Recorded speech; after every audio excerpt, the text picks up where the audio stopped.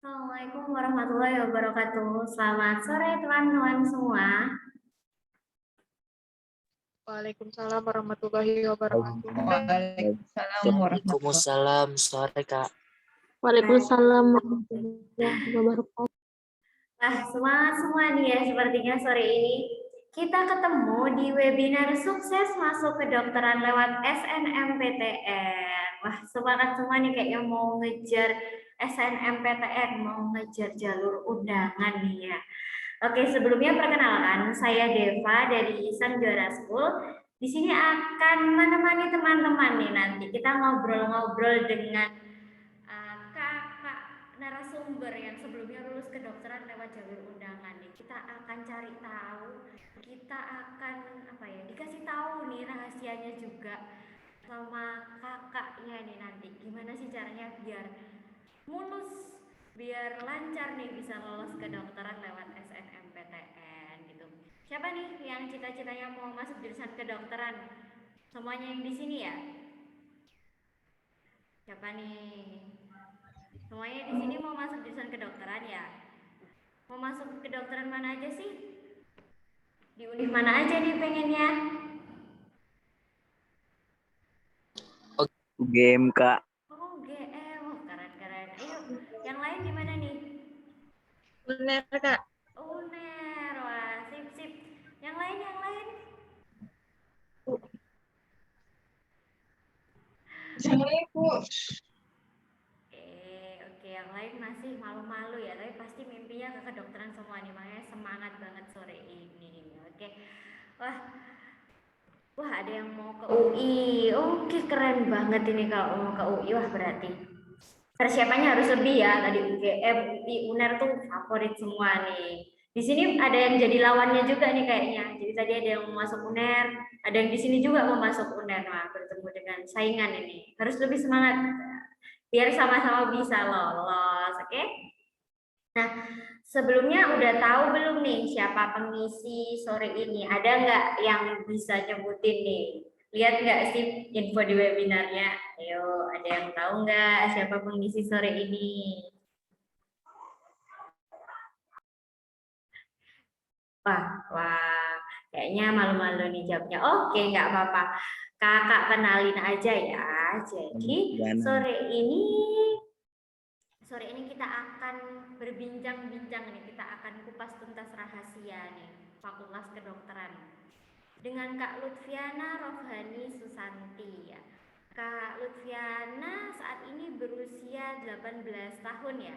Saat ini sedang menjalani pembelajaran S1 kedokteran di Universitas Airlangga.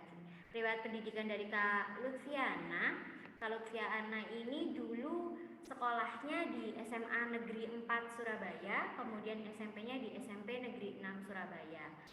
Sejak tahun 2021 sampai sekarang ya, berarti memang masih tahun 2021 sedang menempuh pendidikan S1 kedokteran di Universitas Airlangga. Kemudian prestasi-prestasi dari Kak Lutfiana nih, ada juara 3 lomba karya poster Hima Psikologi, kemudian ada semifinalis dari Olimpiade Kimia Nasional UNESA, kemudian juara 1 duta anti plastik tahun 2019 nih teman-teman. Kemudian ada lagi Best 5 Gold Honda Short Movie Competition di tahun 2019. Keren-keren nih ini prestasinya Kak Lutfiana ya. Mungkin ada prestasi yang belum tertulis juga nih, kita nggak tahu nih, kita kepoin aja sekarang ya. Udah hadir di sini sama kita semua Kak Lutfiana Rohani Susanti. Halo Kak. Oh iya, halo Kak. Suara saya udah masuk belum ya? Sudah masuk, sudah jelas, sudah cukup jelas kalau Oke. di saya. Untuk di Ya. teman-teman semua bagaimana? Boleh responnya? Apakah sudah jelas suara? Sudah Kak. Oke. Sudah jelas. Sip, terima kasih ya responnya. Ya. Halo teman-teman juga ya.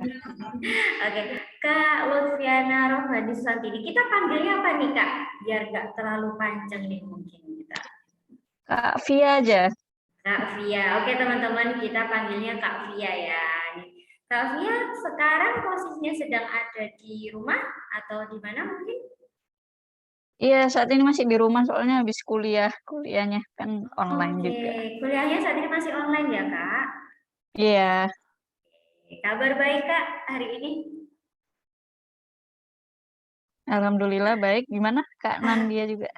Alhamdulillah baik. Oke, nih Kak, biar nggak lama-lama lagi nih ya, kita mau share nih. Kakak boleh share nih rahasia-rahasianya, tips triknya nih ke adik-adik di sini gimana biar bisa mengikuti jejak Kak Via. Oke Kak ya, sudah siap Kak? Oke, saya Iya. persilahkan Kak Via, silahkan. Oke, izin untuk share screen ya. Apakah sudah masuk ya teman-teman? Sudah Kak? Oke, langsung aja ya. Assalamualaikum warahmatullahi wabarakatuh.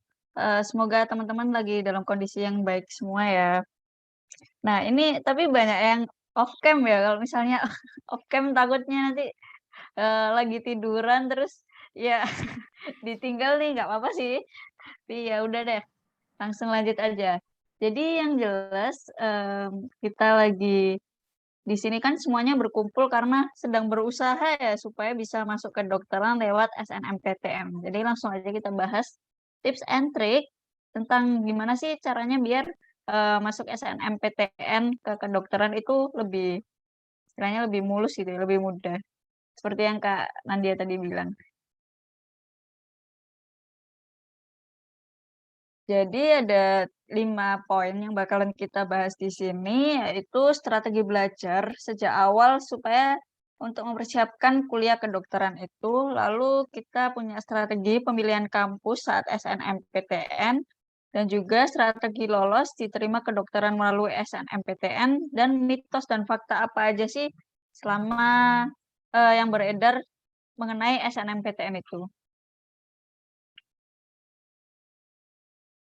Oke, yang penting teman-teman ketahui juga ya, kalau there are no instant solution. Jadi emang meskipun kita generasi, istilahnya generasi yang kekinian banget, itu kan kita sukanya yang instan-instan ya, termasuk mie instan, kopi instan, semuanya kita sukanya yang instan. Tapi kalau di SNMPTN ini karena penilaiannya itu dari semester 1 sampai semester 5 dan itu butuh waktu 2,5 tahun, itu berarti kan nggak ada yang instan gitu. Kita butuh berjuang selama 2,5 tahun itu. Kalau misalnya ditanya nih, menurut teman-teman yang paling susah tesnya itu tes SNMPTN atau tes SBMPTN nih? Ada yang bisa jawab? Mungkin bisa on mic. Ayo, apa nih teman-teman? Kok nggak ada yang jawab ya? Yuk, yuk. Oh, jawabnya lewat chat nih Kak. SBM katanya. Oh, SBM ya. Sebenarnya ya teman-teman, yang paling susah itu tesnya SNMPTN. Kenapa kok bisa gitu, Kak? Nah, jadi gini, SBMPTN itu kan tesnya cuma sekali ya. Atau mungkin kalau misalnya 2 tahun yang lalu itu ada 2 kali tes, 2 gelombang. Tapi kalau SNMPTN itu kan tesnya itu ada ulangan harian, ada UTS, ada UAS, dan itu kalian melakukan itu berapa kali coba? Setiap mata pelajaran kan ada UTS sama UAS-nya juga oleh enggak. Jadi kita harus belajar terus selama 2,5 tahun itu harus istilahnya lolos dari setiap ujian UTS dan juga UAS. Sebenarnya sih kalau misalnya mungkin tingkatan soal lebih susah untuk SBMPTN, tapi SNMPTN itu ujiannya yang paling banyak kayak gitu. Termasuk ujian mental ya. Karena kalau di SNMPTN itu kebanyakan pejuang SNMPTN itu kadang merasa jenuh di tengah jalan karena harus tes terus, harus belajar terus. Tapi kita tetap harus ingat kalau there are no instant solution. Jadi harap bersabar ya. Jadi untuk mencapai sesuatu itu kan pasti ada prosesnya. Dan ini yang aku tampilin di sini itu rata-rata nilai rapot aku. Mungkin teman-teman sudah pernah lihat grafik ini juga di YouTube. Kalau yang untuk pertama kali di semester 1 itu nilaiku sekitar 85-an. Jadi waktu semester 1 itu, ini ada ceritanya ya. Kak Via, Eh, mohon maaf. Ini masih di slide judul memang. Kalau di oh iya, saya. Iya. oh sebentar sebentar. Kalau di teman-teman gimana teman-teman? Masih di slide. Kak. Oke Kak, sudah berpindah. Oh ya, Sudah di grafik kok, Kak. Oke, sebentar. Nah, udah ada di grafik ya? Sudah, Kak. Iya Jadi Kak. kalau di SNMPTN itu kan dinilainya dari semester 1 sampai semester 5 dan rata-ratanya ini rata-rata untuk 6 mata pelajaran UN. Aku kurang tahu kalau di luar kota kayak gimana, cuman kalau di Surabaya itu biasanya tiap sekolah itu memasukkan nilai matematika minat. Jadi yang dinilai itu ada bahasa Indonesia, bahasa Inggris, matematika wajib, matematika minat ini digabung baru nanti di rata-rata, terus biologi, kimia, fisika. Jadi totalnya kalau per mata pelajaran ada 7, tapi nanti di PDSS-nya jadi ada 6. Soalnya matematika minat sama matematika wajib digabung. Nah, ini di semester 1 itu aku dapat 85,25 itu karena ya kita kan kalau misalnya berpindah dari suatu tempat ke tempat lain kan butuh adaptasi gitu ya. Mungkin waktu itu agak kurang cepat adaptasinya, jadi kayak susah ngikutin istilahnya apa ya, dinamikanya anak SMA untuk belajar dan ujian kayak gitu. Jadi waktu itu matematika aku itu dapat C. Sebenarnya itu nggak sepenuhnya salahku juga ya. Aku bukannya mempersalahkan guruku, cuman guruku itu bilang kalau yang masukin nilai ke rapot itu bukan guruku, tapi beliau minta tolong orang lain, terus ya ada hal-hal lain lah. Akhirnya kebanyakan waktu itu seangkatan itu nilai matematikanya C semua. Terus ada juga bahasa Inggris. Bahasa Inggris itu aku juga nggak terlalu bisa bahasa Inggris dulu. Udah dari SMP sih nggak terlalu bisa bahasa Inggris. Kalau misalnya teman-teman mungkin punya cara belajar sendiri ya untuk bahasa Inggris. Kalau aku sih cara belajar bahasa Inggrisnya itu dari baca komik atau nonton acara-acara itu pakai subtitlenya bahasa Inggris. Jadi di situ nanti akhirnya makin lama makin terbiasa dan itulah yang bantu aku untuk naikin nilai semester nilai rapot di semester-semester selanjutnya. Selanjutnya kita juga perlu memasukkan sertifikat kan untuk SNMPTN dan sertifikat ini aku mulai sebenarnya agak telat sih ngumpulin sertifikatnya karena aku baru mulai ikut lomba yang serius itu waktu 2019, jadi waktu kelas 11. Jadi di kelas 10 aku bener-bener emang nggak tahu kenapa kayak masih adaptasi dan juga kurang mempersiapkan di banyak hal. Kenapa kok aku kurang mempersiapkan itu juga? Karena aku belum tahu banget soal SNMPTN. Nah, kalau misalnya teman-teman kan udah join di Zoom kali ini ya, semoga semakin menambah pengetahuannya mengenai SNMPTN ya. Karena dulu kan masih belum semuanya serba online, jadi nggak terlalu banyak informasi yang tersebar kayak sekarang gitu. Jadi bersyukur banget deh teman-teman punya kesempatan untuk tahu tentang hal ini ya.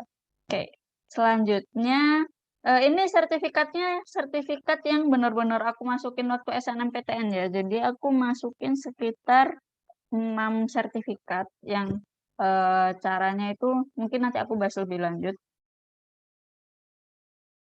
Dan kemudian itu encouragement atau dorongan dari Kak Najwa Shihab. Aku pernah ikut salah satu webinarnya. Beliau bilang kalau passion is not discovered, it's really developed. Jadi passion itu nggak ditemukan. Kalau misalnya mungkin kan kebanyakan orang kan ngomong kalian harus menemukan passion kalian untuk menentukan jurusan kuliah kalian kayak gitu. Tapi sebenarnya passion ini yang aku lakuin juga diajarin sama guruku itu aku nentuin jurusan ketika aku mulai menyusun biografi aku. Jadi dari kecil itu sebenarnya aku suka ngapain sih? Apa yang dari dulu itu aku enjoy untuk melakukan hal itu kayak gitu. Nah, salah satu hal yang aku enjoy ya merawat orang lain atau memberikan impact benefit ke orang lain. Akhirnya aku merasa oh kayaknya aku cocok kok jadi dokter kayak gitu. Akhirnya ambil kedokteran.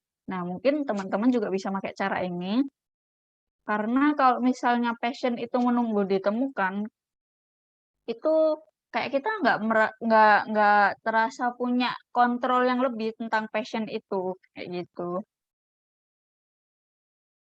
Dan cenderung kalau misalnya bilangnya menunggu ditemukan itu cenderung berubah-berubah. Kayaknya ini bukan passion-ku deh, kayaknya ini bukan passion-ku, kayak gitu. Nah, kalau misalnya teman-teman benar-benar menelisik, gimana teman-teman dari dulu itu enjoy-nya di mana, itu mungkin bisa lebih valid lah untuk passion-nya teman-teman. Nah, selanjutnya step-step untuk belajar untuk persiapan SNMPTN kedokteran. Jadi yang pertama ya teman-teman, kalau misalnya menyusun rencana itu kan kita pasti harus tahu dulu goals-nya itu apa. Jadi tentukan target dan alasannya kenapa milih itu. Tentukan kayak eh, jurusannya, universitasnya, nilai rapot semester yang teman-teman mau, rankingnya. Jadi waktu aku semester 2 kelas 10 itu aku mulai target. Oh, enggak sih, semester 3 sih. Semester 1 kelas 11 itu aku mulai target. Aku tahun ini di semester ini harus nilainya 90,25 karena di semester sebelumnya itu kan semester 1 85-an, semester 2 86. Kalau misalnya aku nggak bisa naikin ke 90 bakalan susah nih untuk SNMPTN. Kenapa kok aku bisa mikir kayak gitu? Karena aku tahu kalau misalnya SNMPTN itu grafik yang menentukan cenderung universitas-universitas itu mengutamakan grafik yang naik ataupun stagnan. Tapi kalau stagnannya itu dinilai sekitar 86-an, itu jarang banget sih yang masuk ke kedokteran dengan rata-rata nilai rapot sekitar 86, 87-an. Kebanyakan itu 89 atau 90-an ke atas kayak gitu. Nah, lalu perbanyak informasi. Perbanyak informasi ini nggak hanya soal jurusannya aja, tapi soal universitasnya dia itu punya jalur masuk apa aja, sistemnya kayak gimana. Terus indeks alumni dari sekolah teman-teman di universitas dan jurusan tersebut dan peluang masuknya. Coba kita eh, peluang masuknya ini kita nggak bisa ngitung konkret ya dalam bentuk nilai, cuman kita kayak istilahnya kira-kira lah, kira-kira peluangnya besar apa enggak ya kayak gitu. Karena indeks alumni ini menentukan juga kalau misalnya eh, dari SMA teman-teman ada yang masuk di universitas dan juga jurusan yang teman-teman pengen atau enggak kayak gitu. Soalnya kalau misalnya sudah ada, biasanya peluang kita untuk masuk itu lebih banyak. Dan kemudian yang ketiga, kita harus tahu cara mencapai target kita supaya bisa dapat nilai. Misalnya waktu aku dulu supaya dapat nilai 90-an, rata-ratanya itu harus ngapain aja sih? Harus belajar kan, dan belajar itu aku lihat dari 7 mapel itu yang belum mencapai angka 90 itu apa aja dan harus gimana cara belajarnya. Jadi kemudian nyusun jadwal, terus kita tentuin cara belajarnya gimana. Kalau misalnya ke kedokteran itu kan istilahnya nilai yang paling diutamakan ya, itu nilai kimia sama biologi. Maksudnya gini, jadi misalnya eh, kan rata-rataku rapot itu 90. Terus kalau misalnya ada pendaftar lain yang rata-rata rapotnya juga 90. Ini despite sertifikat ya. Kita sama-sama nggak nyantumin sertifikat nih misalnya. Nah, aku sama si pendaftar lain yang sama-sama nilainya 90 itu terus dilihat 90 ini nilai yang paling tinggi di mana? Kalau misalnya yang paling tinggi aku di biologi sama kimia, sedangkan pendaftar lain itu di matematika sama fisika, itu lebih diutamain aku karena nilai yang tinggi itu di biologi sama kimia, kayak gitu. Nah, selanjutnya cara belajar ini salah satunya kan ya mungkin cara belajar itu bisa gimana caranya biar kita itu nilai UTS sama UAS-nya itu bagus. Selain itu juga kita harus aktif di kelas kan biasanya guru-guru itu lebih istilahnya gini ya. Kan yang SNMPTN itu kan yang memberi nilai itu kan guru-guru. Nah, karena yang memberi nilai itu guru-guru, kalau misalnya guru-guru itu nggak tahu teman-teman, nggak tahu keaktifan teman-teman, akhirnya itu cenderung ya nilainya itu disesuaikan sama UTS, UAS teman-teman aja. Tapi kalau misalnya teman-teman aktif, mungkin ada bantuan atau sistem katrol biasanya kalau di SMA itu. Yang mungkin guru-guru itu, "Oh anak ini aktif kok, mungkin waktu UTS atau UAS lagi sakit atau, materinya itu emang susah atau apa, tapi dia aktif di kelas," kayak gitu.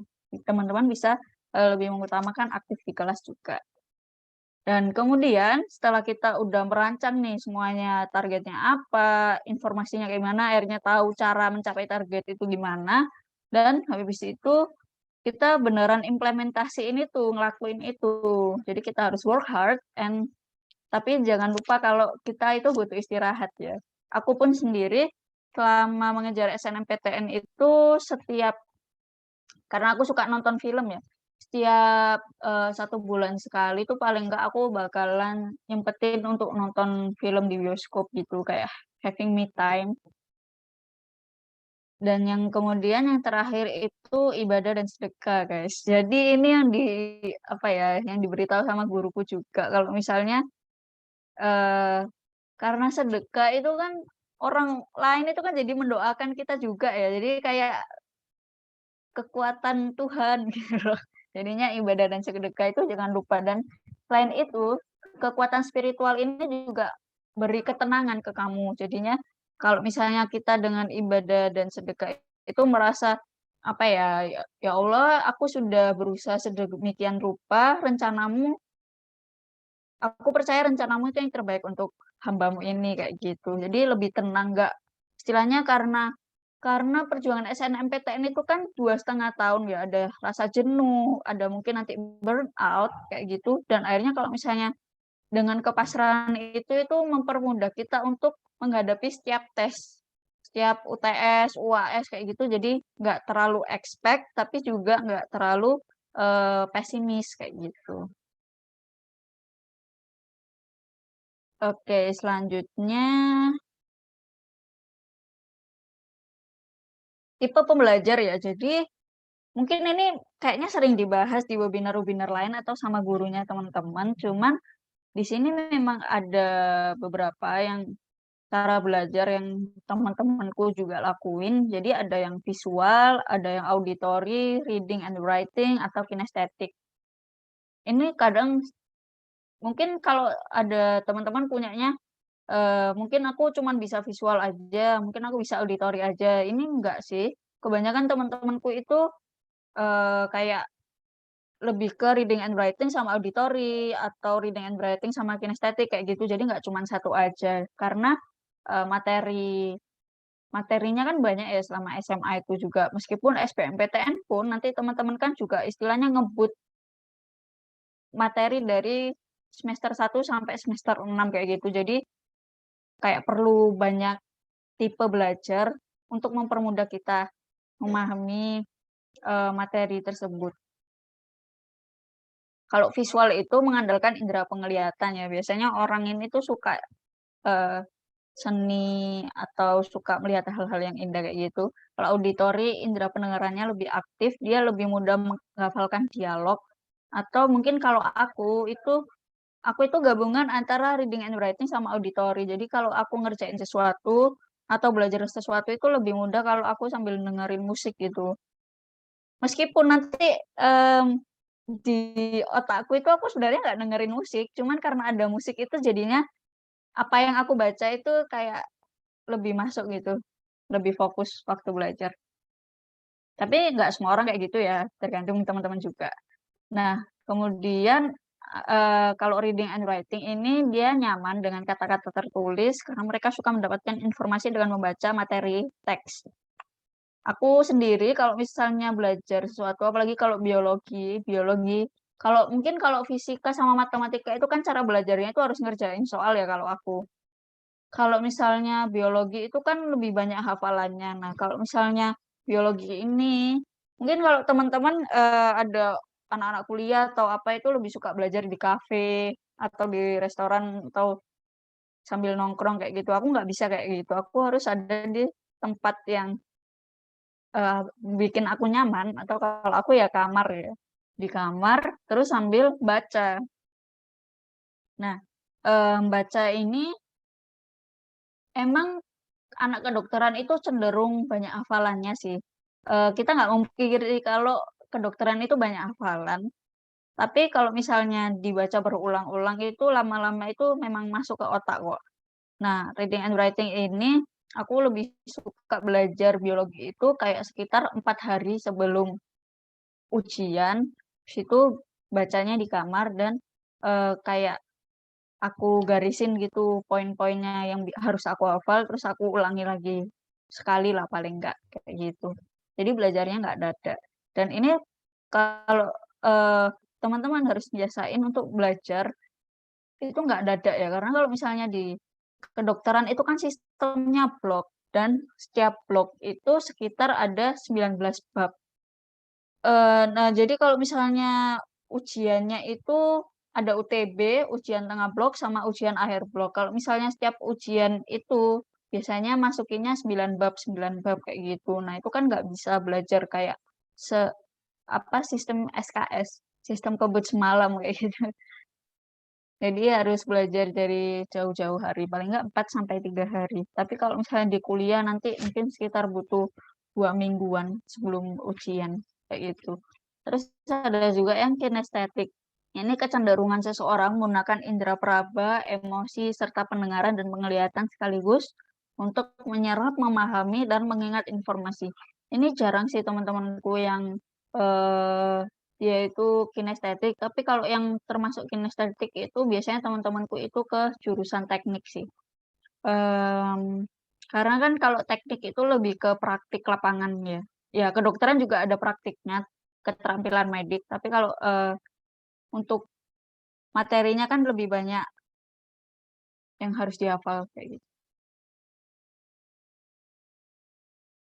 Nah, selanjutnya cara pilih kampus. Ini sebenarnya ada banyak ya kampus yang sekarang itu buka fakultas kedokteran. Cuman ini beberapa kampus yang akreditasinya sudah A atau B di Jawa kayak gitu dan memang banyak teman-teman dengar. Jadi ini ada Nyambut bocil.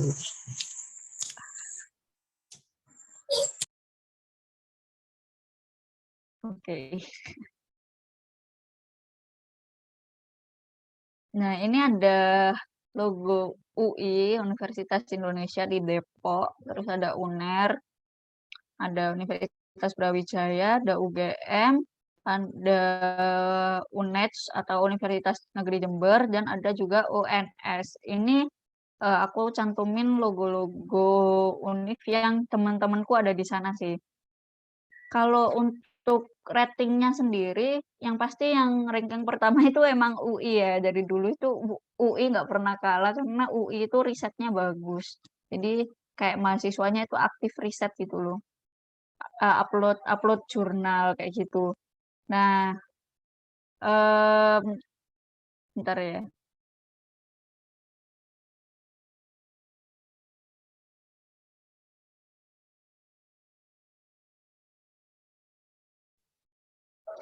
Oke, lanjut ya. Jadi kalau di rating sendiri untuk ranking 2 atau ranking 3 itu sekarang lagi balap-balapan ya. Biasanya itu ranking 2 itu UGM, ranking 3 itu UNER. Tapi akhir-akhir ini di The Wur itu ranking 2 itu UNER, ranking 3 itu Universitas Brawijaya. Kurang tahu kenapa kok UGM ratingnya mundur, mungkin karena risetnya atau bagaimana.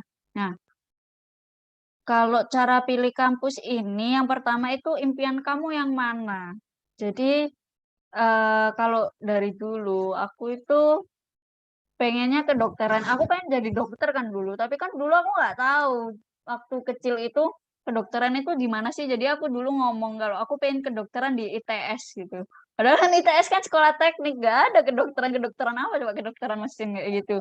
Cuman ini yang maksudnya adalah kalau misalnya teman-teman masih belum menemukan ya kayak the power of first love-nya teman-teman universitasnya itu di mana.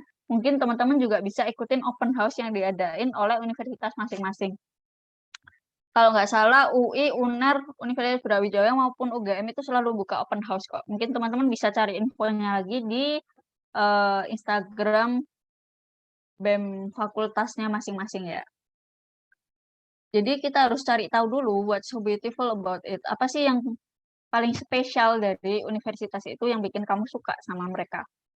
Dan terus peluang. Jadi indeks alumni, apakah ada alumni kita yang masuk di sana? Terus gimana universitas tersebut memandang SMA teman-teman. Kalau misalnya di SMA 4 sendiri itu emang peluangnya indeks alumninya yang paling besar cuman di UNER aja sih kedokterannya. Nah, terus kalau di mana ya? Di SMA 5, di SMA 5 itu dia indeks alumninya masih ada peluang buat ke UI sama UGM. Ini salah satu temanku juga dapat di UGM. Terus kalau Universitas Brawijaya ini juga di SMA 5. Lalu yang ketiga kita rasionalisasi finansial. Jadi ini lebih ke kalian bincangin sama orang tua kalian sih. Karena biaya kuliah, apa aja yang kita butuhin waktu kuliah itu jauh berbeda dengan SMA. Karena SMA kan masih ada bantuan dari pemerintah ya. Atau paling enggak dulu itu aku bayar SPP itu sekitar 150.000. Nah, kalau misalnya di kuliah kan jutaan ya. Dan mungkin ada bantuan semisal KIP atau tapi peluang beasiswa waktu kuliah itu lebih besar daripada waktu SMA. Maksudnya ada lebih banyak pilihan beasiswa waktu kuliah. Jadi teman-teman harus cari tahu soal UKT. Nah, kalau rantau itu harus cari tahu soal biaya hidup, kos, makan, transport, dan mungkin cari tahu juga di BEM masing-masing universitas. BEM masing-masing fakultas universitas itu pasti punya list beasiswa yang biasanya mereka dapat gitu. Yang apakah dia kerjasama ataupun nggak kerjasama itu biasanya ada listnya gitu.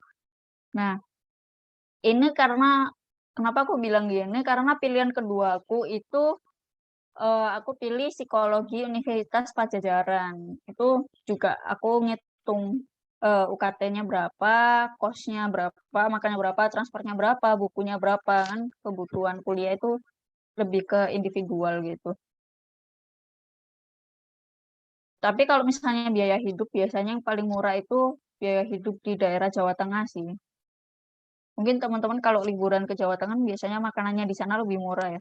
Menurutku sih, nggak tahu ya. Aku suka gudeg soalnya. Oke, lanjut.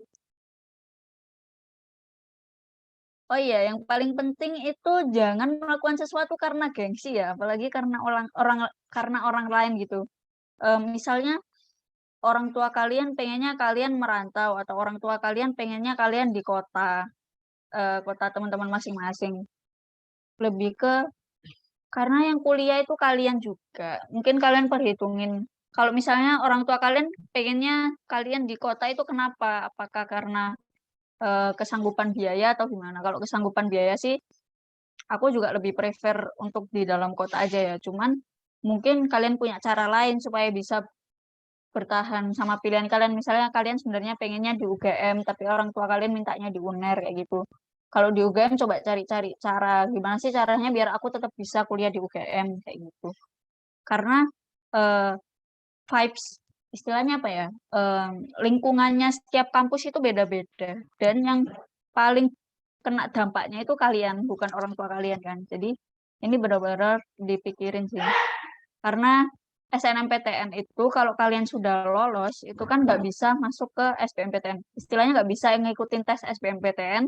Dan kalau misalnya kalian ikutnya mandiri, terus keterima juga, terus kalian ambil mandirinya, itu malah bikin SMA kalian itu bisa kena blacklist kayak gitu. Lanjut. Nah, sebenarnya strategi lolos diterima kedokteran melalui SNMPTN ini aku bahas juga di YouTube aku. Cuman mungkin lebih jelasnya kalau misalnya kita ngomong face to face di sini ya. Sama kok materinya sama yang ada di presentasi ini. Oke, lanjut.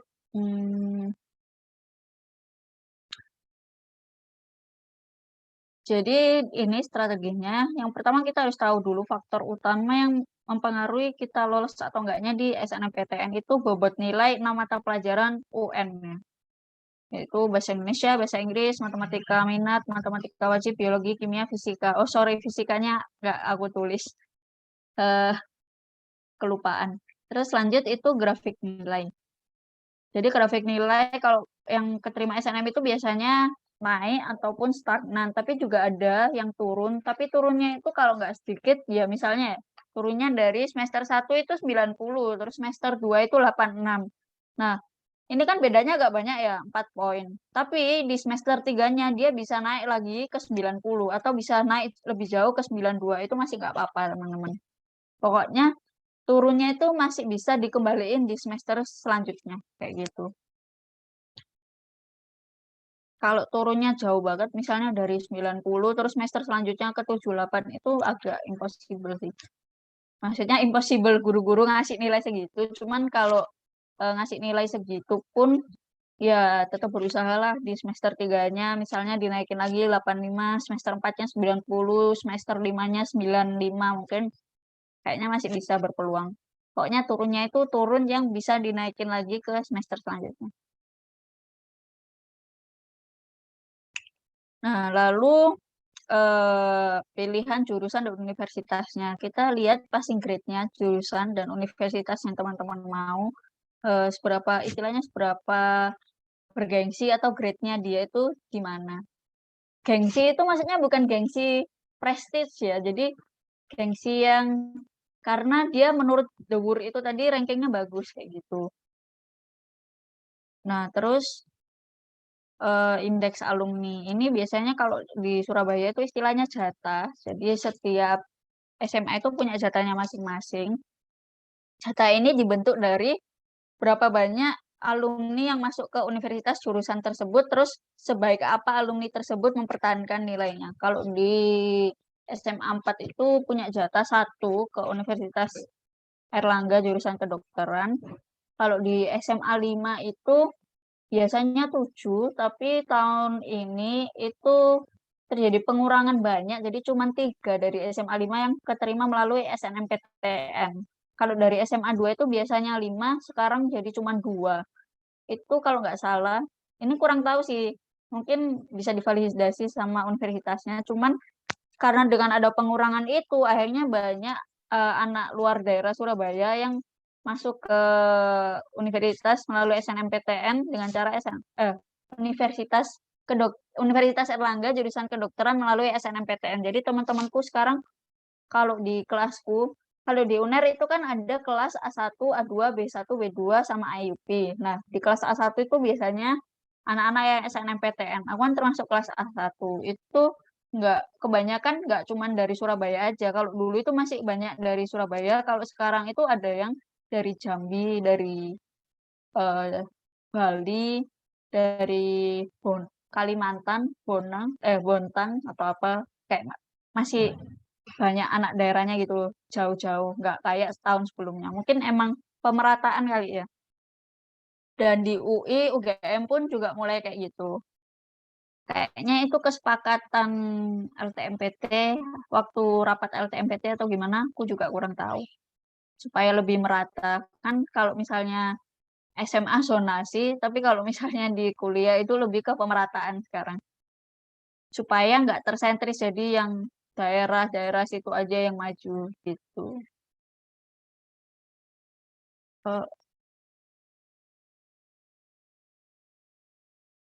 Nah, selanjutnya itu sertifikat. Sertifikat ini emang membantu, tapi dia sifatnya nggak membantu secara signifikan. Kenapa aku bilang gini? Karena biasanya sertifikat itu dinilai di akhir ataupun ya bisa dinilai bagus kalau misalnya teman-teman itu juara 1 OSN atau juara 1 FLS 2N yang itu emang sifatnya susah banget ya. Dia tingkatannya nasional dan emang susah gitu kan. Kalau temanku sendiri, temanku dari SMA 5 itu dia bilang kalau dia merasa OSN itu peluang untuk menangnya itu kan juga kecil banget. Karena biasanya yang menang OSN itu anak-anak daerah Jawa ke agak ke arah barat gitu. Nah, kalau misalnya karena daripada dia fokus ke lomba aja tapi nilai rapotnya dia nggak maksimal, akhirnya dia istilahnya agak mengesampingkan itu dan lebih mengutamakan nilai rapotnya dia gitu. Temanku ini dari SMA 5 dan sekarang dia di ITB. Oke, lanjut.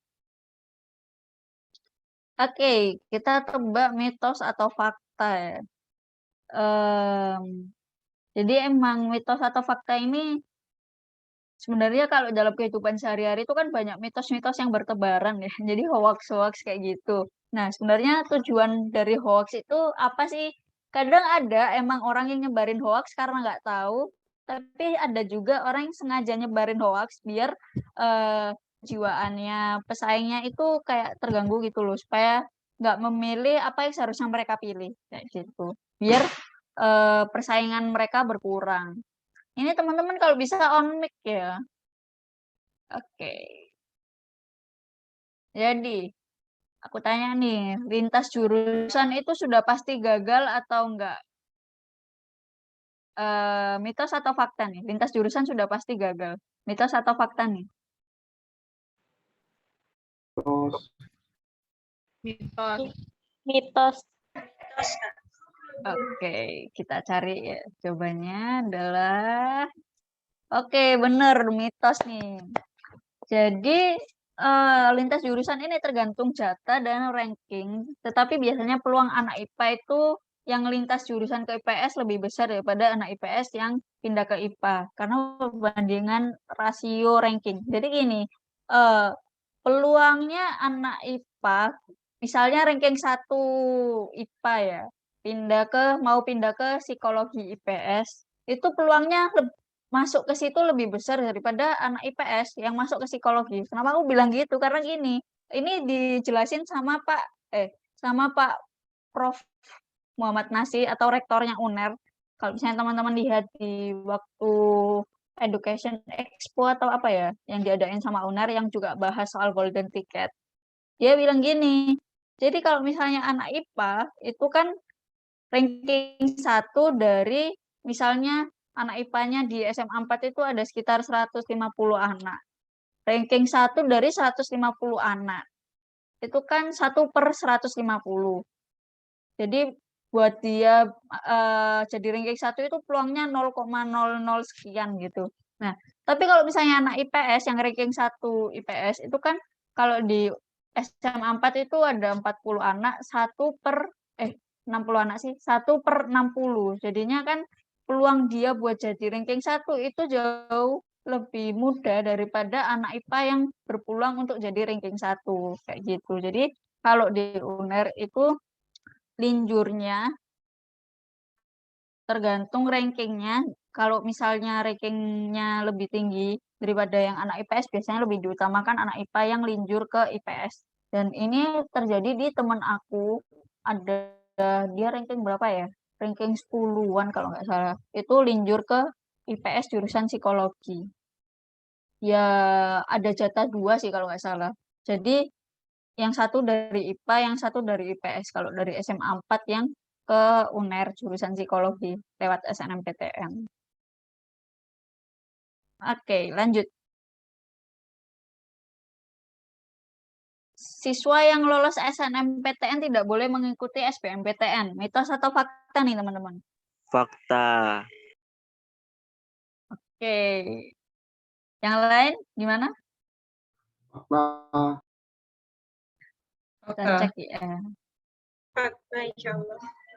Benar banget. Jadi pihak LTMPT ini menegaskan siapapun yang sudah lolos SNMPTN tahun 2020, 2019, dan 2018 maupun 2021 itu nggak diperkenankan mengikuti UTBK untuk SBMPTN. Nah, ini sudah aku bilang tadi ya, kalau misalnya kelolosan SNMPTN itu tidak diambil, biasanya mengurangi indeks alumni di univ jurusan tersebut, apalagi kalau banyak siswa dari SMA tersebut yang nggak ngambil SNMPTN-nya. Ini kejadiannya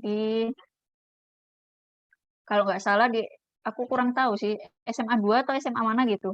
Jadi dia di blacklist sama UNER SNMPTN-nya. Atau SMA 16 ya. Maaf ya, aku kurang inget soal ini, tapi emang ada yang di blacklist, jadi beneran nggak ada pendaftar SNMPTN ke univ tersebut yang diterima sama univnya karena dia mengalami kekecewaan gitu dulu.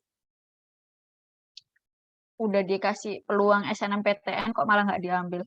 Kalau nggak salah itu ceritanya, ini spesifik sih, maksudnya nggak semua jurusan langsung blacklist SMA tersebut, enggak. Jadi kalau nggak salah itu UNER kedokteran, itu nge-blacklist SMA-nya karena dari SMA tersebut ada 7 atau 3 anak yang dia itu udah keterima SNMPTN tapi nggak diambil SNMPTN-nya, dia malah SBMPTN di UGM atau mandiri di UGM dan mereka lebih milih kedokteran UGM. Akhirnya SMA tersebut di blacklist sama Fakultas Kedokteran UNER kayak gitu. Jadi di tahun berikutnya nggak ada anak yang daftar melalui SNMPTN ke fakultas tersebut jurusan kedokteran UNER itu yang diterima. Nah, lanjut. Biar lulus, pilih universitas yang satu kota. Mitos atau fakta? Mitos atau fakta nih, teman-teman? Fakta. Yang lain? Mitos deh. Mitos. Ayo, mitos atau fakta Mitos, Kak. nih? Tapi peluangnya kecil. Mitos, Kak. Oke, coba kita cek ya. Jadi ini tergantung universitas ya, teman-teman. Kamu nggak bisa ngomong ini mitos, nggak bisa ngomong fakta. Karena sekarang universitas-universitas itu meskipun yang bergengsi mulai membuka peluang untuk anak luar daerah jauh lebih banyak daripada tahun-tahun sebelumnya. Sehingga mereka mengurangi jatah anak daerah universitas tersebut. Yang seperti aku bilang, jatah kedokteran di SMA 2 sama SMA 5 itu juga mulai dikurangi kayak gitu. Dan kalau misalnya misalnya di SMA 5 kan punya jatah untuk ke ITB, punya jatah juga untuk ke UGM, kayak gitu. Jadi kan mereka masih punya peluang besar meskipun nggak dari daerah itu sendiri. Jadi tergantung universitasnya juga dari indeks alumninya tadi. Oke, dan ini kebijakannya LTMPT itu setiap tahun berbeda-beda. Jadi ya lebih baik ikutin pengumuman dari LTMPT aja. Nah, ini udah di ujung presentasi. Jadi, successful people are not gifted, they just work hard dan success on purpose. Kenapa aku berani bilang gini ya? Karena aku tuh kan aku punya YouTube itu, terus ada orang yang komen kalau misalnya ya matematika C bisa masuk kedokteran karena ada orang dalam kayak gitu. Guys ya, orang tua aku itu guru-guru fisika gitu loh. Guru fisika PNS ngajarnya di SMP dan keluargaku itu juga semuanya itu guru ataupun dosen. Dosen pun itu dosen, tahu nggak sih Universitas Islam di Lamongan kayak gitu. Nggak ada yang ada hubungannya sama kedokteran. Jadi nggak mungkin aku punya orang dalam gitu loh. Nah, jadi benar-benar kalau SNMPTN itu kebanyakan mungkin kalau dulu tahun berapa ya? Tahun 2018 itu masih banyak praktik-praktik yang kayak ada jatah pegawai dari universitas tersebut. Aku nggak tahu sih sampai sekarang apakah itu masih banyak atau enggak. Cuman kalau SNMPTN paling banyak anak-anak yang keterima SNMPTN itu ya karena emang nilai rapat mereka bagus. Jadi grafiknya, nilai-nilainya itu memang mereka berusaha dan SNMPTN itu karena dinilainya itu dari semester 1 sampai 5 itu menunjukkan kalau anaknya yang mereka pilih itu emang benar-benar serius dan mereka memiliki ketekunan gitu loh. Dan ini pun berlaku selama semasa hidup teman-teman ya. Jadi meskipun kadang usaha itu mengkhianati hasil. Enggak sih. Maksudnya bukan karena kadang itu hal-hal yang kita inginkan itu bukan berarti yang terbaik buat kita gitu loh. Jadi ya pokoknya kita itu berusaha dulu untuk hasilnya itu banyak faktor. Terus ini ada Aku minta tolong feedback dari teman-teman. Nanti kita buka di akhir setelah tanya jawab. Cuman teman-teman tolong search dulu menti.com. Nanti masukin kodenya. Ini ada step by step-nya. Terus tolong masukin feedback kalian untuk sharing hari ini gitu. Oke Kak, gimana Kak? Sudah di ujung presentasi. Oke, wah Kak Fia sudah menjelaskan panjang kali lebar nih, hampir 1 jam ya, 45 menit lah ini tadi. Kak Fia sudah membeberkan rahasia nih. Kak Fia boleh minum dulu sebentar mungkin. Ya teman-teman masih di sini semua ya, nggak apa-apa walaupun off cam, tapi saya percaya teman-teman ada di sini ya, dengerin sharing dari Kak Fia nih dari tadi dengan serius. Nah, untuk feedback untuk Kak Fia nanti bisa kita berikan di sesi akhir ya. Jadi teman-teman nanti akan kita kasih kesempatan juga untuk akses ini. Nah sebelum itu kita akan masuk ke sesi tanya jawab. Nih sudah banyak sekali Kak Fia pertanyaan masuk via chat. Teman-teman semangat sekali nih pengen dengar jawaban dari Kak Fia. Wah pengen mengulik rahasia yang lain lagi nih kayaknya. Tips dan trik yang lain lagi. Padahal sudah disebutin semua ini tadi ya. Teman-teman ini ingin tahunya tinggi banget ya, sudah. Ini Kak Fia saya bacakan atau bagaimana? Atau saya minta teman-teman yang mengajukan pertanyaan untuk open mic, bagaimana Kak Fia? Kalau bisa teman-teman yang open mic sih biar agak rame. Oke, siap. Nah, nggak apa nih teman-teman. Jadi sebenarnya saya mempersilahkan teman-teman bertanya berdasarkan dari chat yang masuk ini ya, gitu ya teman-teman. Oke, ini pertama dari Kak Olin. Silahkan Kak Olin, apakah bisa disampaikan secara langsung ke Kak Fia pertanyaannya? Silahkan.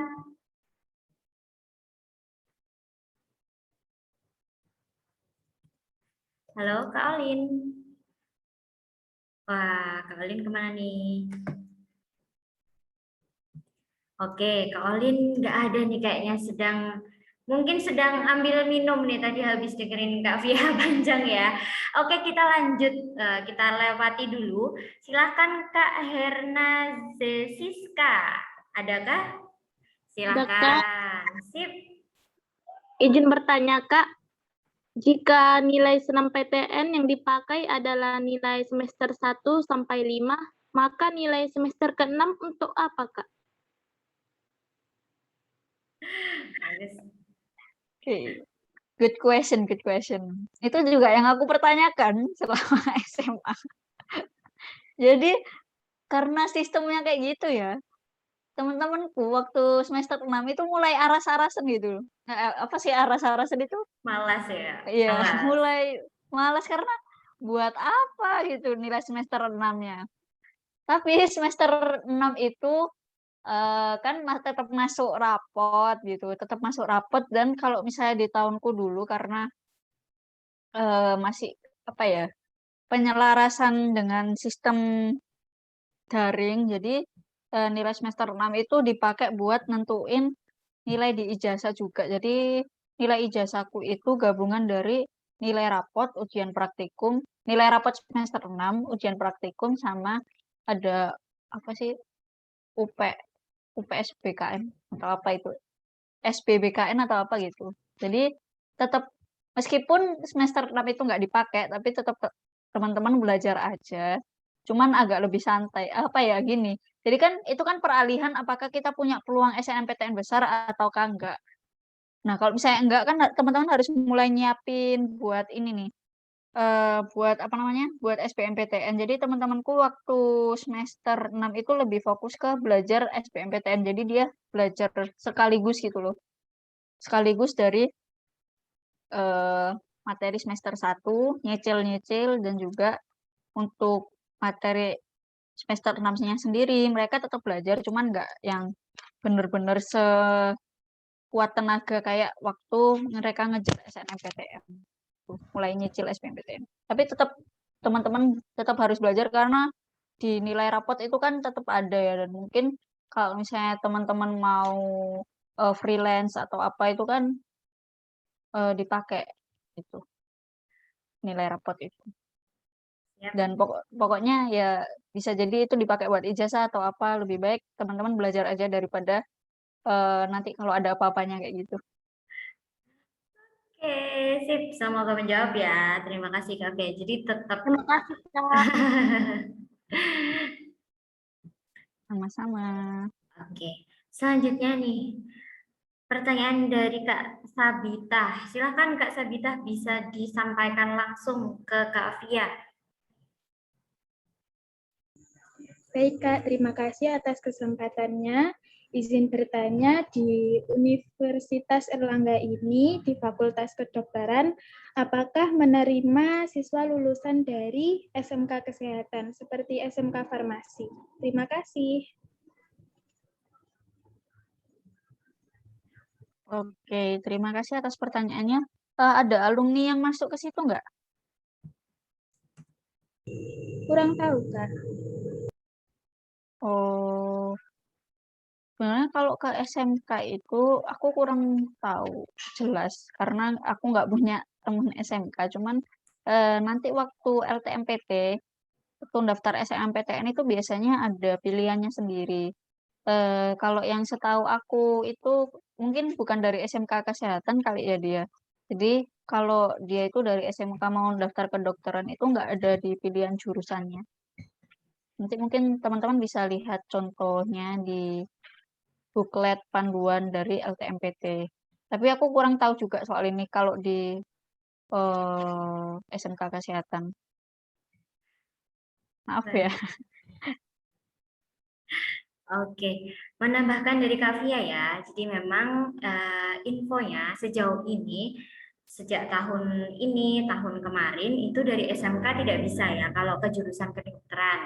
Jadi memang biasanya betul Kak Fia tadi. Jadi ketika masuk ke laman LTMPT, ketika mendaftar, kalau ketahuan intinya teman-teman itu dari sekolah menengah kejuruan SMK itu tidak akan ada pilihan jurusan kedokteran begitu. Jadi memang belum bisa, tapi semoga mungkin kalau tahun depan peraturan dari LTMPT, dari panitia berubah nanti bisa ya. Mungkin teman-teman bisa daftar kedokteran. Kita tunggu aja buklet atau pengumuman dari panitia SNM maupun SBMPTN. Begitu. Semoga menjawab ya, Sabita. Baik, Kak. Terima kasih. Oke, sama-sama. Oke, selanjutnya nih. Pertanyaan dari Kak Restu Dwiki. Silakan Kak, boleh disampaikan langsung ke Kak Via pertanyaannya.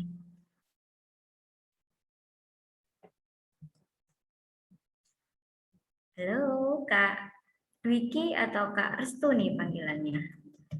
Apakah masih ada di sana? Wah, menghilang juga nih. Kita lewati dulu ya pertanyaannya. Oke, pertanyaan dari Kak Safrina Barizin. Silahkan. Oh, Kak Safrina? Oke. Terima kasih ya, Kak, atas kesempatannya untuk bertanya. Yang mau tanya ke Kak Fia, Kak, saya ini kan dari Madrasah Aliyah. Nah, Madrasah Aliyahnya itu juga swasta. Nah, itu bagaimana peluang masuknya? Dan juga untuk indeks alumni masih belum ada. Juga saya pernah dengar nih Kak, katanya kalau semuanya yang satu kota nih lebih gampang masuk senamnya tuh, lebih keterima lolosnya tuh lebih banyak daripada kita ngambil univ yang di luar tempat kita tinggal. Bagaimana pendapatnya Kak? Terima kasih.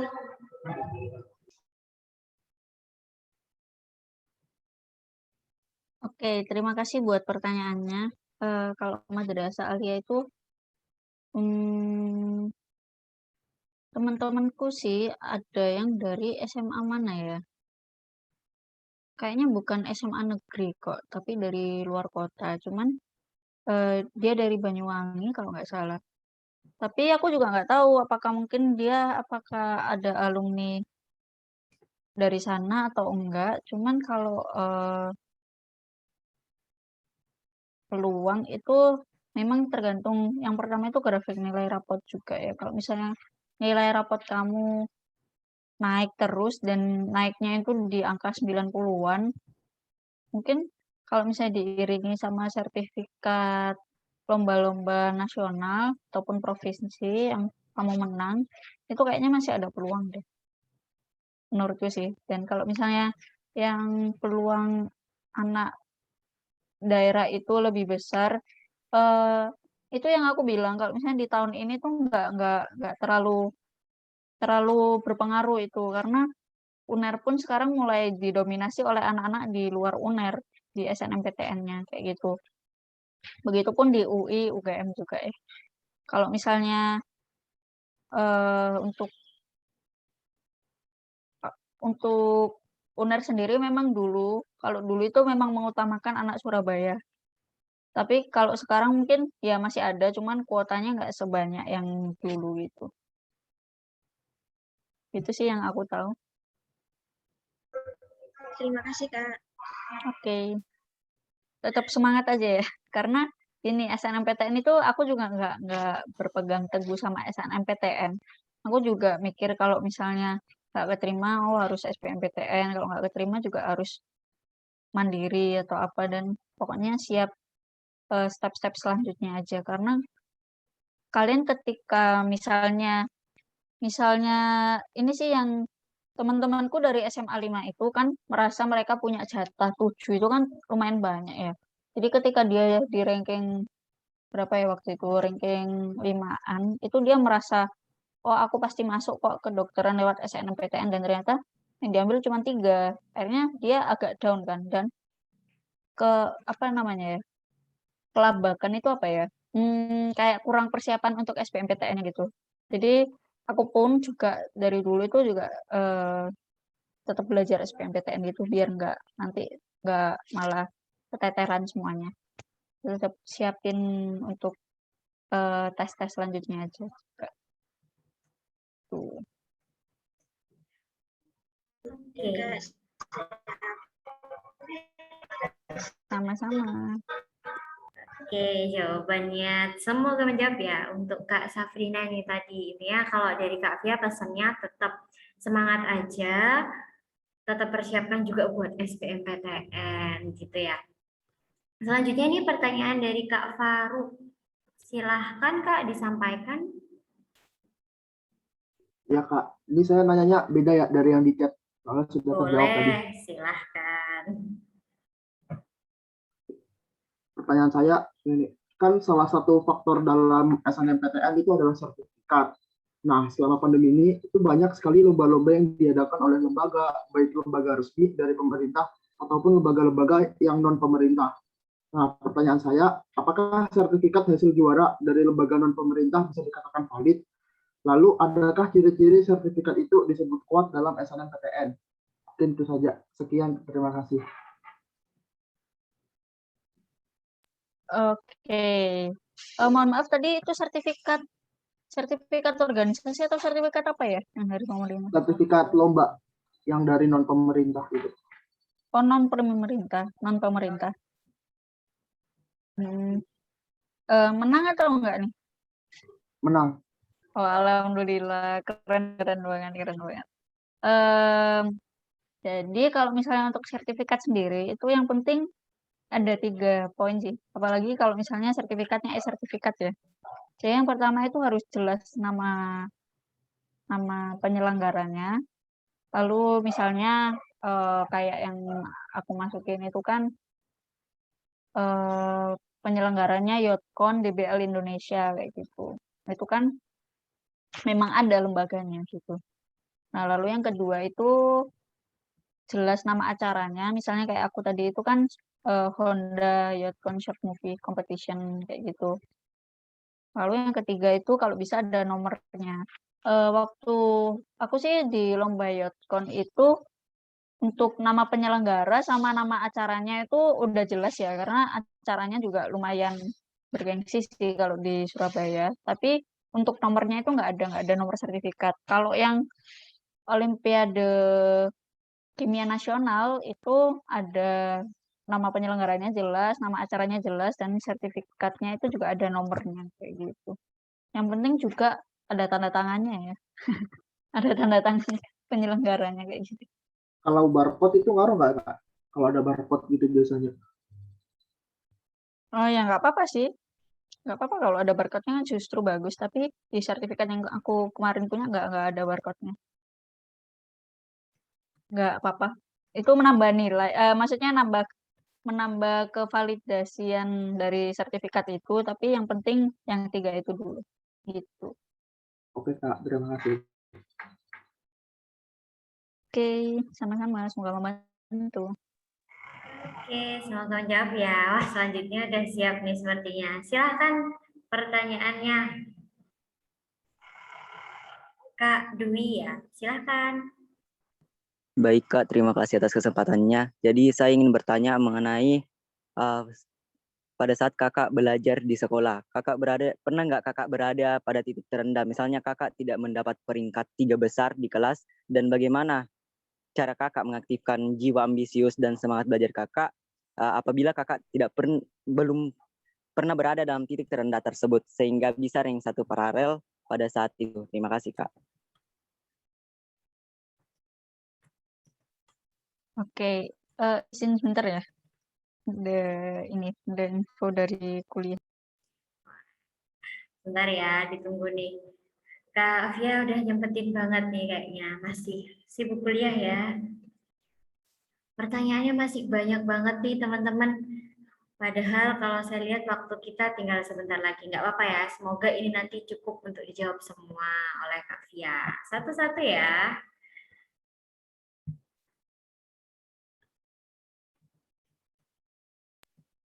Oke, titik terendah ya. Jadi sebenarnya aku masuk SMA 4 itu titik terendah juga.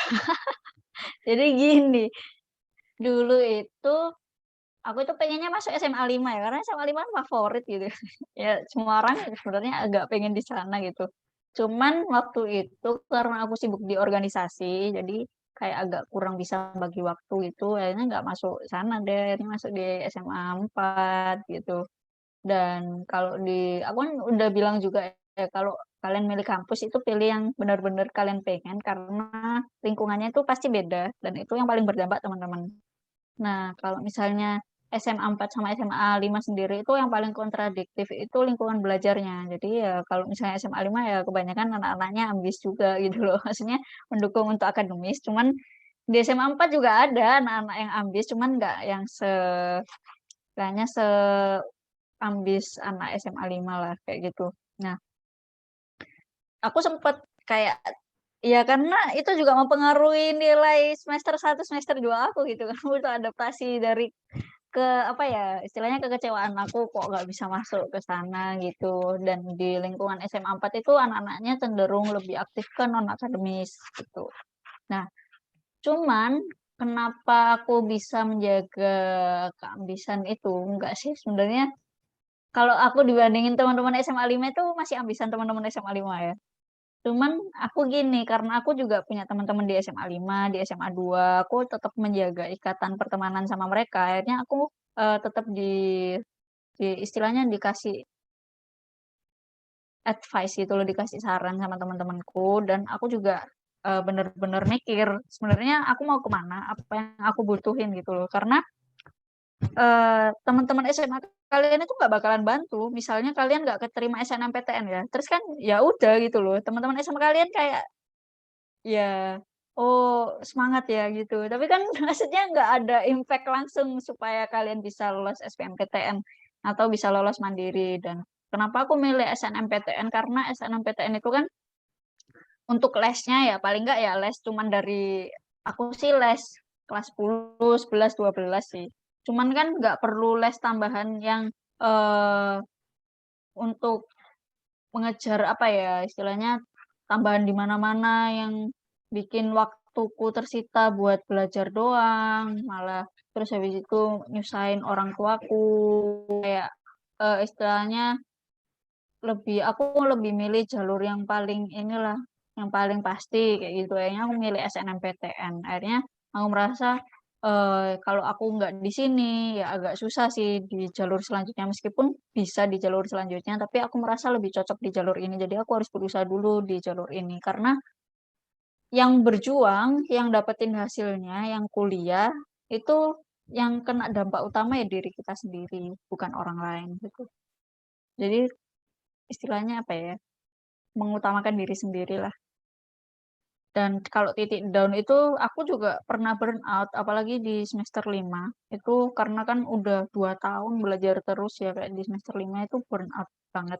Cuman ya kayak sedikit lagi aku kayak meyakinkan diriku itu tinggal sedikit kayak gitu. Nah, akhirnya ya alhamdulillah terselesaikan dengan baik lah. Kayak gitu.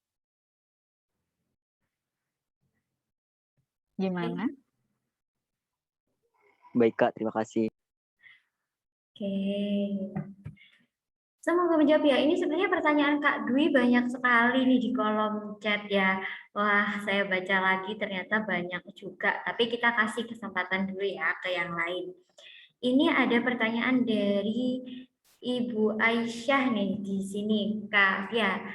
Direct pertanyaannya, chatnya direct ke saya. Ibu Aisyah, apakah berkenan untuk on mic atau saya sampaikan saja via chat ini? Yang via chat ini saya sampaikan ke Kak Fia. Oke, Lewat sebenarnya. Mbak Nandia aja. Oh, baik, baik Ibu, siap. Ini pertanyaan dari Ibu Aisyah. Begini Kak Fia, memang sepertinya sudah terjawab sedikit tadi. Jadi anak Ibu Aisyah ini saat ini SMP kelas 3. Setahu saya setiap SMA itu ada kuota untuk siswa yang bisa daftar SNMPTN. Nah, itu apakah betul ya Kak Fia? Kemudian tadi Kak Fia bercerita tentang sekolah yang di blacklist. Nah, itu di blacklist berapa tahun ya Kak Fia? Oke. Kalau jatah setiap SMA itu ada, tapi ya jatahnya itu tergantung indeks alumni itu tadi. Dan indeks alumni itu bisa ditambah kalau misalnya nih, misalnya apa ya, di UNER itu kan ada fakultas yang baru, itu FTMM, Fakultas Teknologi Multidisiplin dan apa gitu. Nah itu kan jurusannya baru, jadi kalau misalnya ada anak yang masuk ke jurusan dari fakultas yang baru itu, biasanya itu akan menambah indeks alumninya. Jadi akhirnya menambah jatah deh di SMA-nya. Dan memang setiap SMA itu pasti punya jatah juga. Cuman ini tuh jarang banget jatahnya nambah. Kalau nambah itu bisa aja karena nilai eh, nilai nilai mahasiswa yang ada di universitas tersebut itu tinggi-tinggi kayak gitu. Akhirnya jatahnya nambah. Cuman ya itu tadi. Misalnya kalau misalnya bawa nilai 90-an gitu ke awalnya nggak punya jatah di UGM kedokteran, habis itu nyoba daftar ke UGM kedokteran tanpa ada sertifikat, tanpa ada indeks alumni, tapi nilai grafiknya itu 95-an deh, 95-an. Itu bisa jadi iya, bisa jadi enggak. Cuman kalau misalnya nilai grafik nilainya itu misalnya dari semester 1 itu 95, semester 2 96, sampai akhirnya semester 5 100 gitu mungkin. Itu bisa jadi ditambah sertifikat menang lomba apa, terus dibawa ke UGM, kedokteran meskipun sebelumnya indeks alumni nggak ada, itu bisa juga nambah jatah kayak gitu. Dan kalau blacklist itu tergantung sih. Kalau setahu saya di SMA 2 itu blacklistnya cuma 1 tahun. Gitu. Baik, terima kasih Kak Fia. Iya, semoga membantu. Oke, nah ini ada pertanyaan yang sedikit menyambung ya sama pertanyaan Ibu Aisyah sebelumnya nih. Dari Kak Cindy, ini juga masuk direct ke chat saya. Kak Cindy, apakah mau disampaikan sendiri? Iya, terima kasih Kak atas kesempatannya. Sebelumnya, saya Cindy dari SMA 4 Surabaya. Itu saya mau tanya Kak, bagaimana cara kita mengetahui berapa banyak alumni tahun ini yang masuk di FKUNER jalur SNMPTN, Kak? Terima kasih, Kak. Dari mana tadi? Dari SMA 4 Surabaya. Oh, kita se-alma mater berarti. Iya, Kak. Kalau di FK UNER cuma 1. Cuma aku aja. Jatahnya setiap tahun emang cuma satu sih, belum ada yang 2. Ya, semoga tahun depan nambah lagi. Cuman kalau kayaknya di jurusan lain agak banyak kok, sekitar 28-an atau kok 28-an. Berapa nak ya? 12-an kalau nggak salah dari SMA 4 ke UNER, nggak cuman FK aja. Terus kalau tapi karena sekarang itu di tahunku itu banyak yang masuk FK UNER, selain SNMPTN itu ada SBMPTN sama IUP sama Mandiri. Jadi kalau nggak salah ada sekitar 6 anak SMA 4 Surabaya yang masuk ke FK UNER tahun ini. Ya, semoga teman-teman juga nilainya bagus-bagus jadi bisa nambah jatah untuk SNMPTN dari SMA 4 Surabaya. Gitu. Baik, Kak. Terima kasih infonya. Semangat ya. Iya, Kak. Guru biologi kamu siapa? Bu Puji, Kak. Oh, ya agak susah ya. Wah, Ya, jadi semangat aja. kamu alumni nih ya, semangat nih. Udah ada Kak Via di kedokteran UNER nih, ditunggu nih. Kak Cindy ya di sana. Ya, Kak. Oke, nah ini pertanyaan selanjutnya dan saya rasa ini pertanyaan terakhir ya, karena kita sudah ada di akhir sesi, sudah kurang beberapa menit lagi. Tadi kita akan ada feedback dulu untuk Kak Via, karena di akhir sesi nanti. Nah ini pertanyaan dari Kak Ika, silakan Kak. Apakah ada? Maaf, Kak siapa tadi? Ya, Kak Ika, silakan. Oh, saya. Oh iya, Kak. Jadi, makasih atas kesempatannya. Saya mau bertanya tentang sertifikat lomba Medspin, Kak. Nah, kan tahun kemarin itu saya kan ikut lomba Medspinnya. Cuman mentoknya sampai ke peserta aja. Nah, apakah sertifikatnya bisa dipakai buat daftar FK UNER buat tahun depan? Terima kasih. Oke, terima kasih buat pertanyaannya. Medspin itu olimpiadanya susah ya. Jujur Iya. mahasiswanya sendiri aja kadang nggak bisa ngerjain gitu. Nah, terus kalau misalnya kamu punya untuk sertifikat menang dari lomba-lomba lain, itu kalau misalnya jauh lebih banyak daripada sertifikat peserta, nggak apa-apa masukin aja yang sertifikat menang-menang aja, yang peserta nggak usah dimasukin. Tapi karena aku itu nggak terlalu banyak sertifikat yang menang, jadinya aku tetap masukin sertifikat peserta Medspin sih. Dan apa ya, aku kan sebenarnya punya sertifikat Medspin atau sertifikat sebagai duta anti plastik itu yang dadain sama sekolah. Kalau sama guruku sih disaranin masukin yang sertifikat peserta Medspin aja supaya apa ya? Aku nggak tahu sih itu apakah spekulasi atau apa, cuman dia nunjukin kalau misalnya emang beneran serius mau di UNER gitu aja. Itu. Tapi kalau misalnya punya sertifikat menang sih lebih baik masukin yang sertifikat menang karena poinnya beda. Gitu. Terima kasih jawabannya. Iya, semoga membantu. Oke. Oke, terima kasih pertanyaannya. Nah, ternyata ada satu pertanyaan bagus nih. Mungkin ini yang jadi pertanyaan terakhir ya. Dari Kak Cila. Silakan Kak Cila, disampaikan ke Kak Fia nih pertanyaannya. Halo Kak, jadi aku dari SMA swasta mau nanya, apakah anak SMA swasta meskipun mungkin ya indeks alumni dikit, semoga ini tambah banyak sih. Meskipun dikit sama mungkin dilihat-lihat tanda kutip kesempatan masuknya lebih dikit, apakah masih bisa lolos SNMPTN dengan mengikuti kayak lomba-lomba gitu, sama nilai rapotnya bagus? Oke. Masih ada peluang.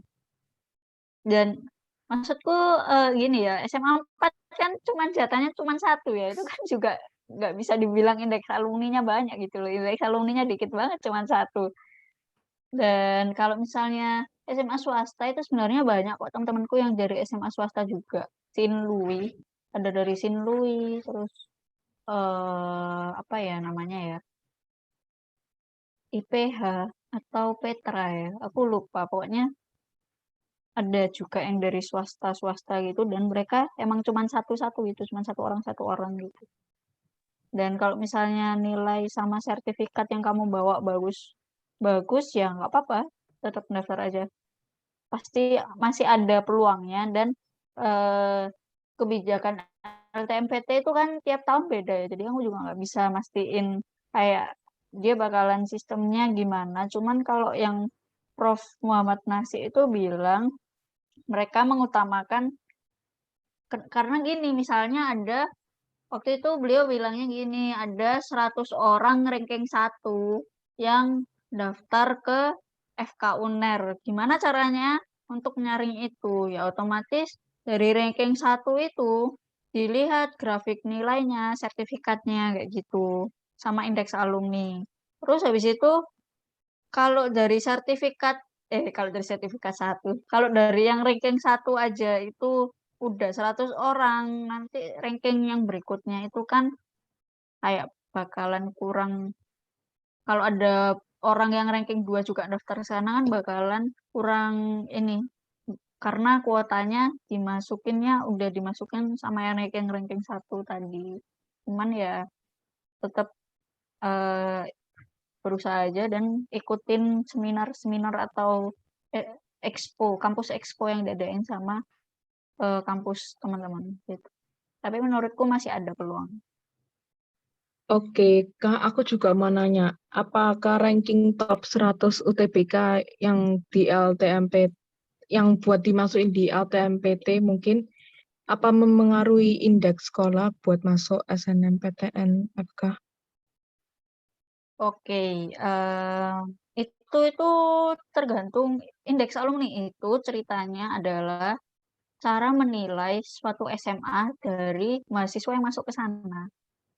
Jadi misalnya aku kurang tahu sih apakah nilainya itu per spesifik jurusan universitas atau di rata-rata semuanya. Cuman biasanya itu setiap tahun berkala universitas itu bakalan ngeluarin indeks alumni itu.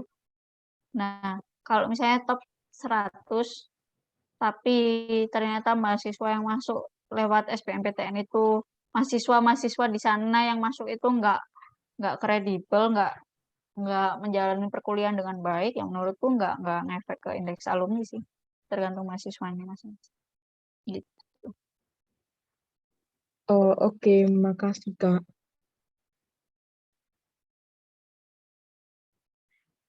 Oke. Semoga menjawab ya pertanyaannya.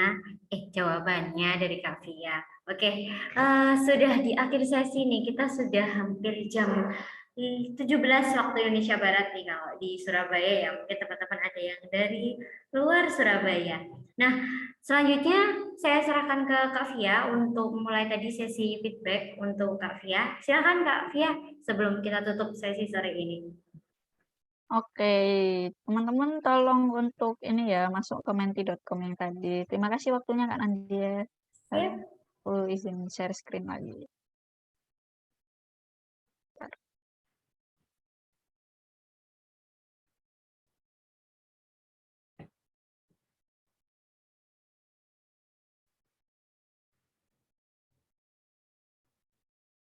Wah, yang lain nih. Mama nggak feedback untuk hari ini.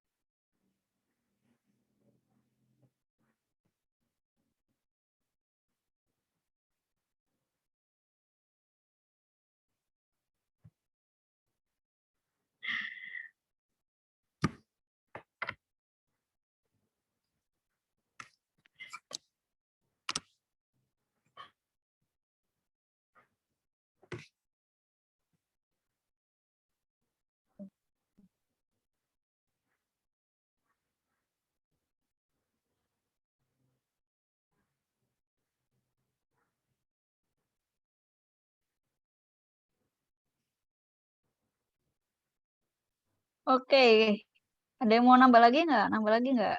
Ah, tambah banyak nih yang ngisi nih. Wow, bisa ngisi berulang kok kayaknya. Oh, keren.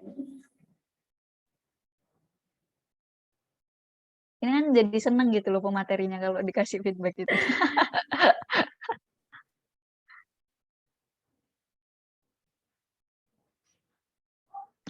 Oke, langsung di next aja ya. Mungkin teman-teman juga mau segera istirahat.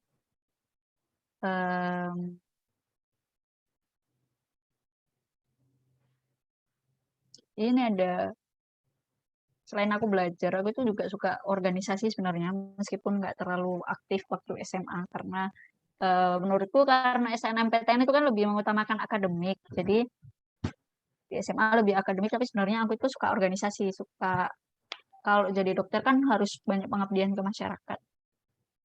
Nah, ini salah satu motivasi ya, very best WhatsApp status ya. Biasanya orang-orang upload ini di WhatsApp.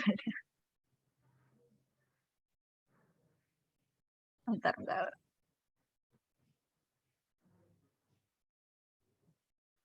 Hmm.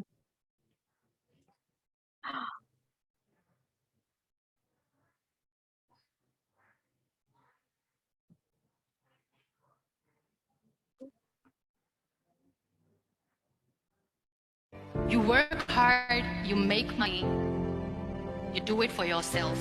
That's not life. You go out, you seek for people who need your help, you make their lives better.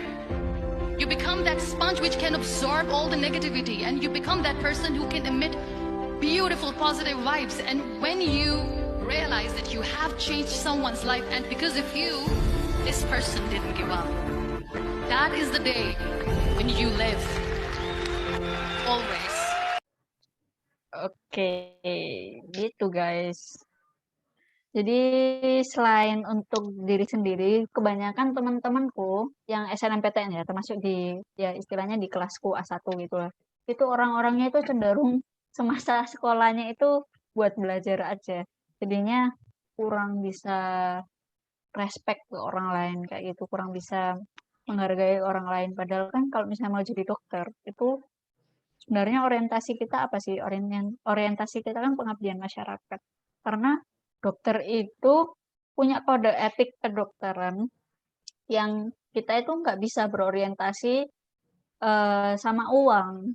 Dokter, mungkin kalau dokter dulu itu masih bisa kaya ya, tapi kalau sekarang itu dokter-dokter itu susah buat cari apa ya istilahnya. Kalau cari kerja gampang, cuman cari yang benar-benar penghasilannya banyak itu nggak bisa kalau sekarang kedokteran itu. Dan kita juga nggak bisa mempromosikan diri. Maksudnya kita nggak bisa menjual keprofesian kita. Misalnya masang baliho Dokter Lutfiana Rofani, ahli apa gitu misalnya. Itu nggak bisa, kita nggak bisa promosi itu. Jadi sebenarnya kalau misalnya mau milih kedokteran, karena kuliah kedokteran itu menurutku juga cukup susah ya. Maksudnya teman-temanku itu juga pinter-pinter gitu loh. Teman-temanku pinter-pinter, tapi karena materinya itu banyak banget. Dan ya kayak untuk perjuangan SNMPTN itu membantu banget sih. Jadi karena kita terbiasa belajar untuk SNMPTN, jadinya waktu kuliah itu agak lebih terbiasa untuk belajar dengan model itu. Cuman kalau misalnya nggak terbiasa dan terus orientasinya kita nggak betul, orientasinya bukan pengabdian masyarakat, orientasinya bukan yang benar-benar kita pengen, itu akhirnya jadinya cenderung jenuh dan kebanyakan temanku itu akhirnya ada yang ini di awal-awal sih itu milih alih jurusan gitu atau merasa kok salah jurusan atau apa gitu. Menurutku teman-teman harus lebih mendalami diri teman-teman masing-masing kayak gitu supaya bisa berjuang itu dengan apa yang telah kita punya. Oke. Sudah seperti itu. Terima kasih ya teman-teman. Oke, terima kasih banyak Kak Fia. Wah, penutupnya juga keren banget nih teman-teman. Oke ya, sesi sore ini kita akhiri di sini. Nah, tadi memang ada ya pertanyaan yang belum terjawab nih. Nah, nanti bisa tungguin info. Bisa jadi nih kita buka question di Instagram. Nanti teman-teman boleh tanya, nanti akan dijawab oleh Kak Fia di lain kesempatan gitu ya teman-teman. Jadi teman-teman bisa tunggu info lebih lanjutnya nih. di Instagram Sang Juara School ya. Bisa jadi kita open question itu atau malah ada sesi webinar part 2 nih sama Kak Via. Oke ya, karena banyak banget pertanyaannya belum kejawab. Jadi teman-teman jangan sampai kelewatan infonya, bisa follow Instagram Sang Juara School, nanti kita update nih apakah kita mau undang Kak Via ke live Instagram atau Zoom lagi nih part 2 gitu ya. Ditunggu teman-teman infonya nanti. Oke, terima kasih banyak Kak Via sudah menyempatkan waktunya nih sore ini di sela-sela kesibukan kuliahnya gitu ya. Semoga sehat selalu, kita bisa ketemu lagi mungkin di lain kesempatan. Mungkin kalau pandemi juga sudah selesai, kita bisa ketemu di seminar offline ya, bisa ketemu teman-teman juga secara langsung gitu. Terima kasih banyak Kak Via. Saya mohon maaf kalau ada salah-salah selama webinar ini berlangsung. Saya akhiri webinar sore ini. Teman-teman yuk kita di akhir open mic ya. Kita bilang terima kasih sama-sama buat Kak Via. Oke, selamat sore semuanya. Terima kasih Kak Via. Terima kasih Kak Via. Terima kasih Kak Dania. Bermanfaat. Oke, sampai jumpa lagi ya. Wassalamualaikum warahmatullahi wabarakatuh. Waalaikumsalam warahmatullahi wabarakatuh. Waalaikumsalam warahmatullahi wabarakatuh.